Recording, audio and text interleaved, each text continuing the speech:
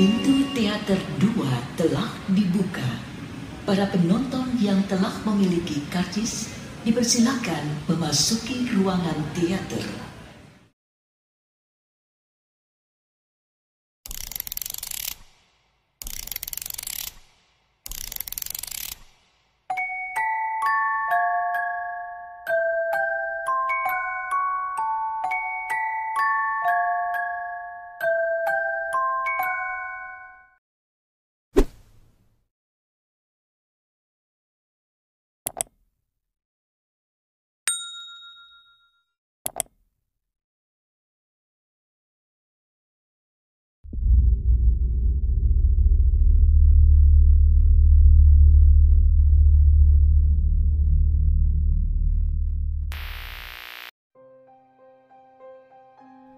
Assalamualaikum warahmatullahi wabarakatuh. Selamat malam. Jumpa lagi dengan saya Aldi di channel Mereka Ada. Dimanapun kalian berada, saya doakan semoga kalian dalam kondisi sehat dan selalu diberikan kemudahan dalam menjalankan segala aktivitas. Kali ini saya akan membacakan cerita yang ditulis oleh Mas Doni Lesmana tentang misteri kematian dari ayah sahabatnya. Namun sebelum mulai bercerita, pastikan kalian sudah menekan tombol subscribe dan menyalakan lonceng notifikasinya agar selalu mendapatkan update kala channel ini upload video terbaru. Oke, tanpa banyak basa-basi lagi, mari kita mulai ceritanya.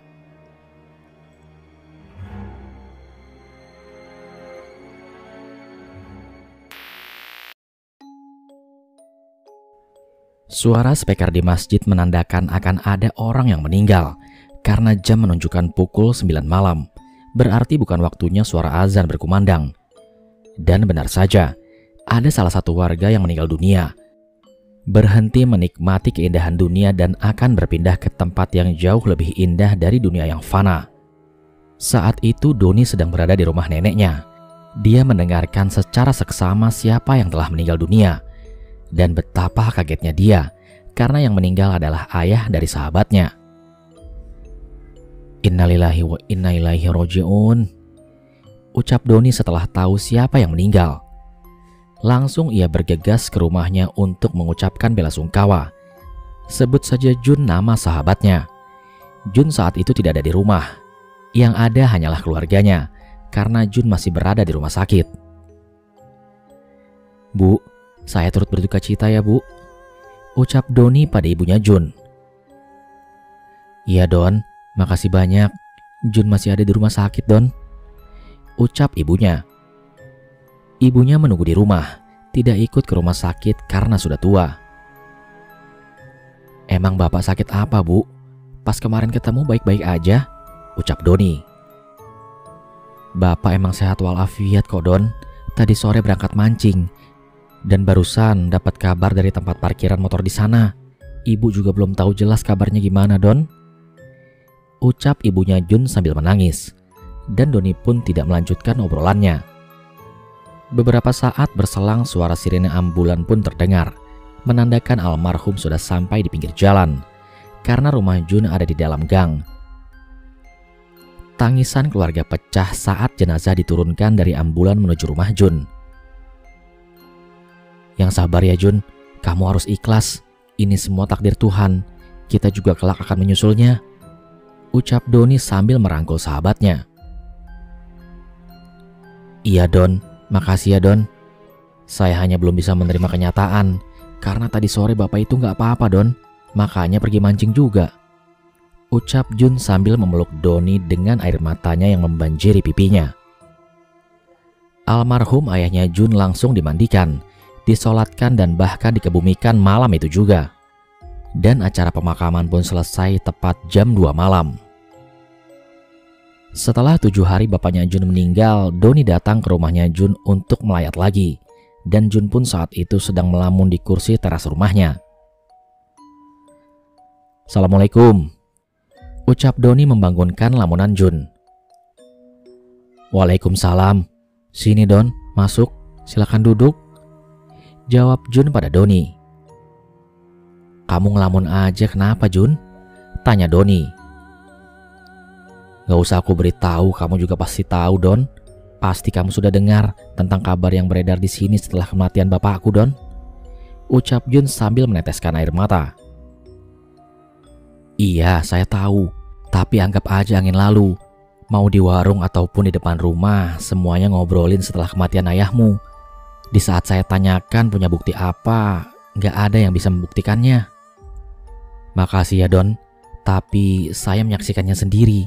Yang diomongin para tetangga itu emang bener Don. Jelas Jun pada Doni. Hah? Kamu halusinasi kali Jun, kebawa ucapan para tetangga aja itu. Ucap Doni. Saya lagi gak sedang menghayal Don. Sebenarnya kenapa sih bapakku ini Don? Ucap Jun yang keheranan dengan apa yang terjadi. Nanti malam saya boleh gak nginep di rumahmu Jun? Tanya Doni. Iya Don, boleh. Aku juga butuh teman curhat Don. Karena saat ini aku merasa sangat kesepian. Karena setiap malam mereka datang ke rumah Don. Ucap Jun pada Doni. Kamu gak lagi bercanda kan Jun? Tanya Doni. Serius Don, lebih baik kamu lihat sendiri aja nanti malam. Jawab Jun.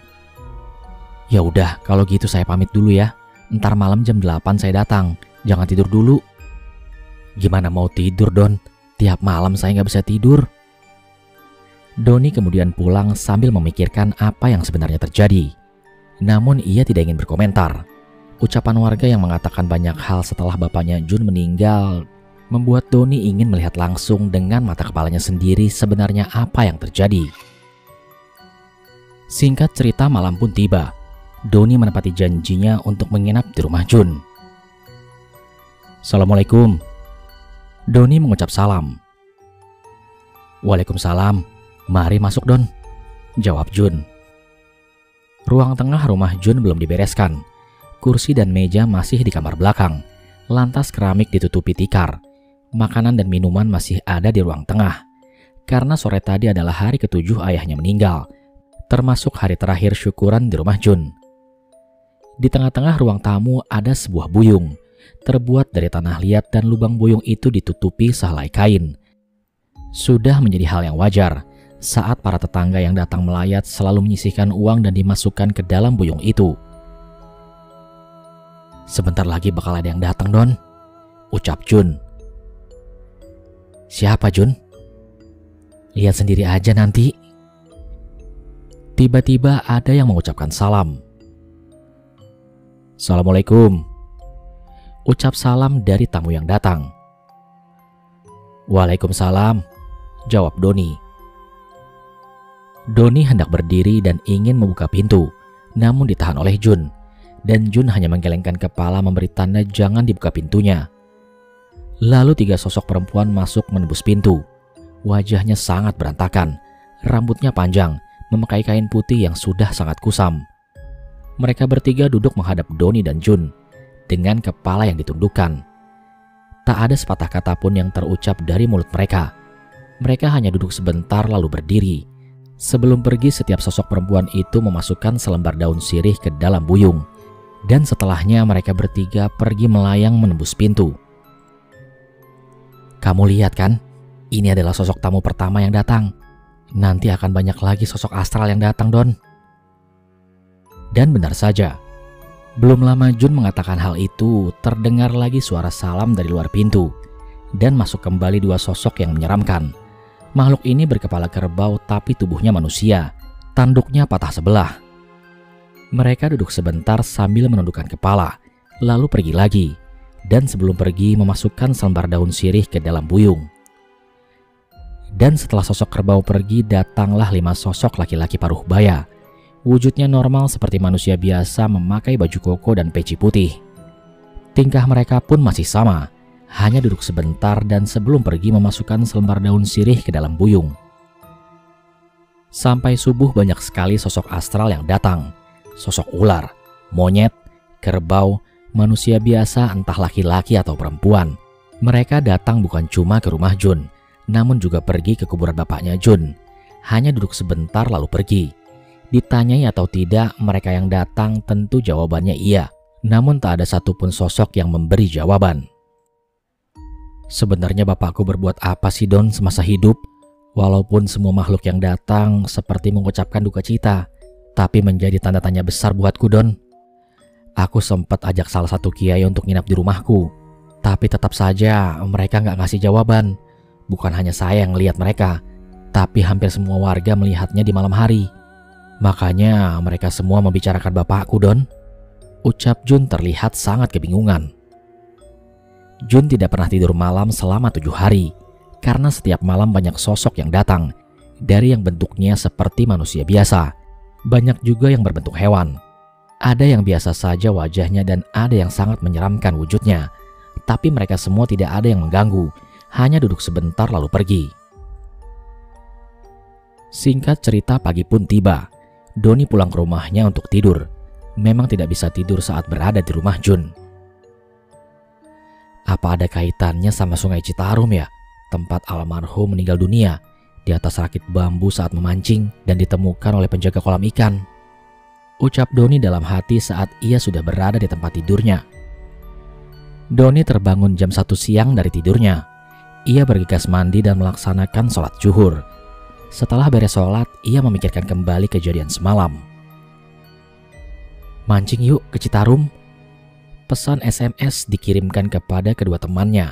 Sebut saja Asep dan Mul namanya. Berangkat. Balas SMS dari kedua temannya. Akhirnya mereka bertiga kumpul di rumah Mul untuk mempersiapkan acara mancingnya. Kayaknya ada maksud tertentu nih, Don. Ucap Mul membuka pembicaraan. Saya juga ngelihatnya kemarin malam, Mul. Tapi sepertinya mereka bukan leluhur kampungnya si Jun. Sosoknya mirip kerbau tanduk yang patah sebelah.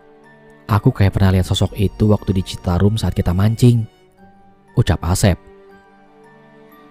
Bukannya apa-apa. Saya kasihan sama si Jun. Dia penasaran kenapa bapaknya meninggal, walaupun sebenarnya udah takdir dari Tuhan. Barangkali di sana ada yang bisa ditanyakan, apalagi ucapan para tetangganya yang mengatakan tumbal Sungai Citarum. Karena setiap malam banyak sosok makhluk gaib yang datang memutari kampung. Gak sedikit dari mereka yang ngeliat dan membuat para warga ketakutan. Ucap Doni. Terus tujuan kita ke sana apa, Don? Tanya Mul pada Doni. Ya tetap mancing tujuan utamanya, jawab Doni. Tapi batinku mengatakan, Don. Mengatakan apa? Kalau aku mulai lapar. Alah, lu mah makan mulu, Mul. Ucap Doni yang diiringi gelak tawa dari mereka. Singkat cerita, setelah semua perlengkapan mancing siap, jam 3 sore mereka berangkat ke Sungai Citarum dengan menggunakan motor. Setelah kurang lebih perjalanan sekitar 1,5 jam, kami sampai ke lokasi penitipan motor dan penyewaan rakit bambu. Waduh, kemana aja baru mancing lagi? Takut ya setelah almarhum meninggal, jadi pindah lokasi mancingnya. Sambut hangat pemilik penitipan motor sekaligus penyewaan rakit bambu. Biasa bah, gak ada biaya. Ucap salah satu dari mereka. Terakhir kali kesini kalian belum bayar. Karena kejebak eceng gondok kan selama 2 hari. Ucap si Abah menagih hutang. Bah, sebenarnya almarhum kenapa meninggalnya? Soalnya di kampungnya jadi rame loh. Tanya Mul pada si Abah. Jadi gini, almarhum ditemukan meninggal oleh penjaga kolam ikan saat mau pulang. Akhirnya penjaga kolam itu berhenti karena ngeliat pemancing yang tidur tapi seperti mau jatuh ke air. Tangan kiri dan kaki kirinya sudah mau masuk ke air. Terus disamperin lah tuh ke rakit bambunya. Ternyata pas dicek udah meninggal.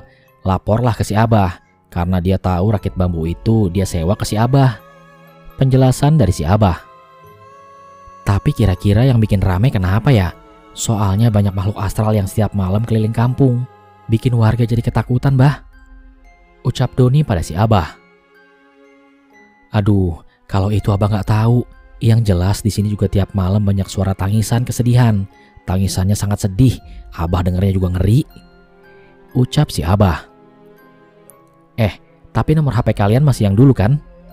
Abah bertanya kepada kami. Iya Bah, masih yang dulu. Ucap mereka bertiga. Pokoknya kabarin aja ya kalau kalian mau ngopi di malam hari. Tumben bener Bah mau nganterin kopi? Tanya Asep. Malam hari sekarang gak ada yang berani jualan kopi lagi. Setelah tukang kopi yang ada di tongkang kemarin dengar suara yang menangis. Takut kali ya? ucap Abah pada kami. Ya takut kali, Bah. Tapi ngomong-ngomong, almarhum di sebelah mana, Bah, ditemukannya? Tanya Doni pada si Abah. Di bawah pohon sebelah sana, yang ada bagan kolam yang mau tenggelam karena terbengkalai. Ucap si Abah sambil menunjuk ke suatu arah.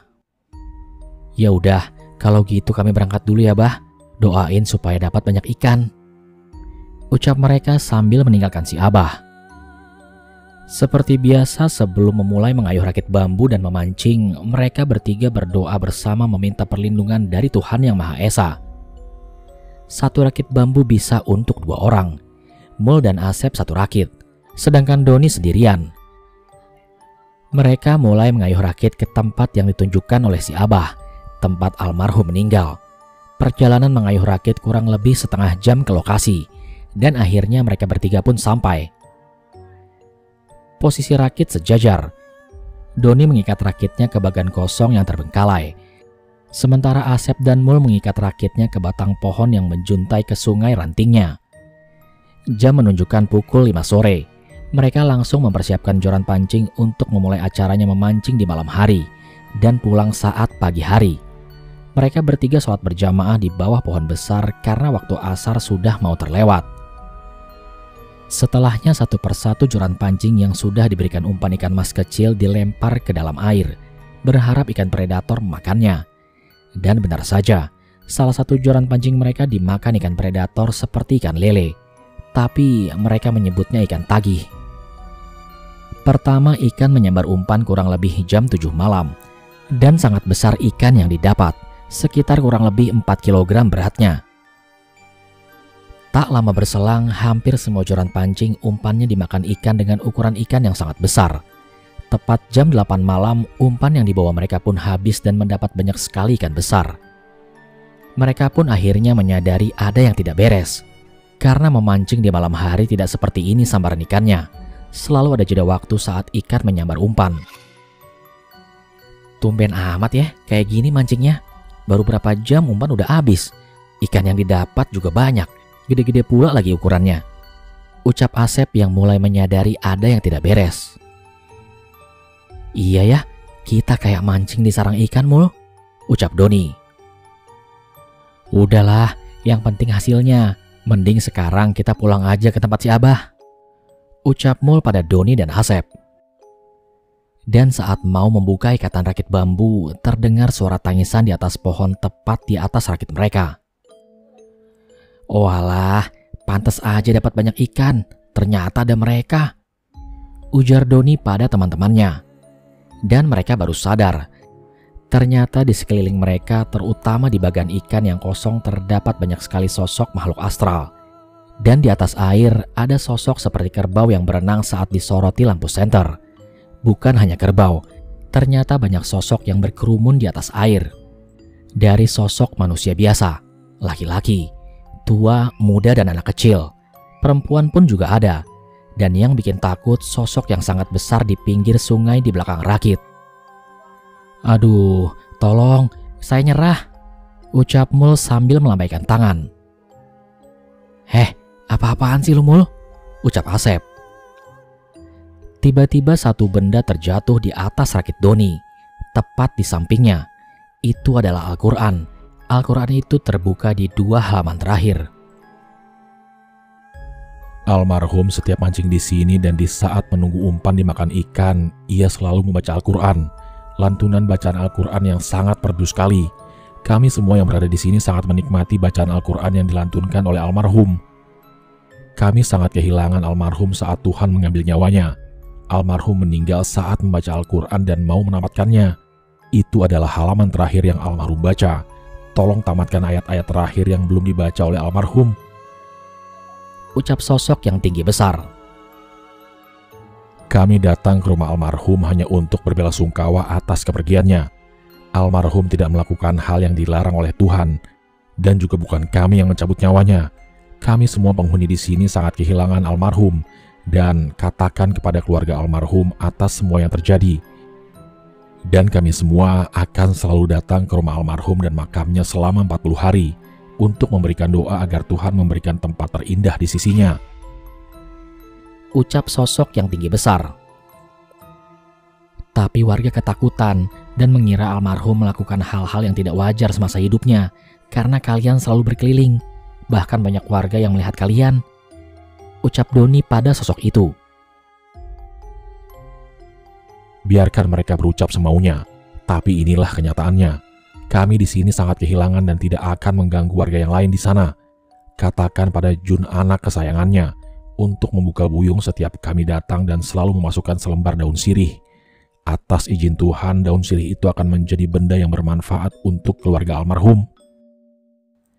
Ucap sosok tinggi besar lagi.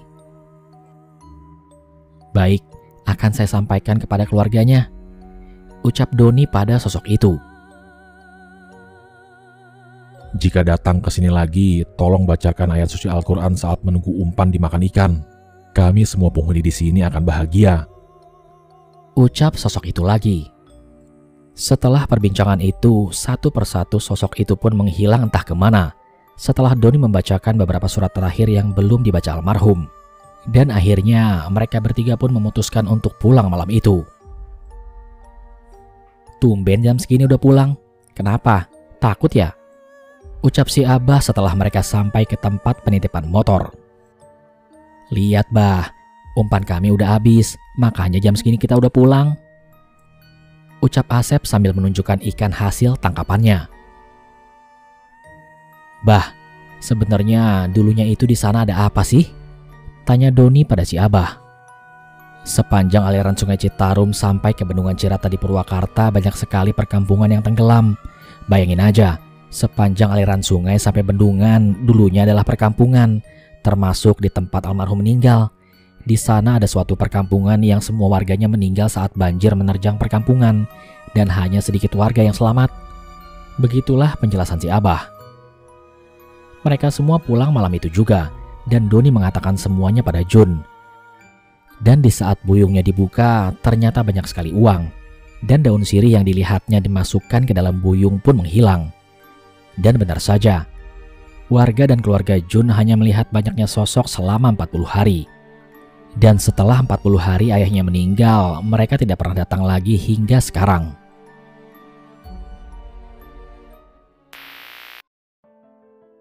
Sekian cerita pada kesempatan kali ini. Semoga dari pesan positif di atas dapat kita amalkan pada kehidupan sehari-hari.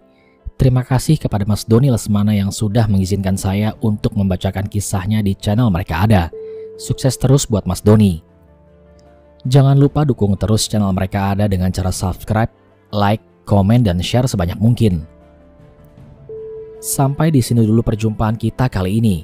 Sampai bertemu pada episode selanjutnya. Saya Aldi pamit undur diri dari hadapan kalian. Wassalamualaikum warahmatullahi wabarakatuh.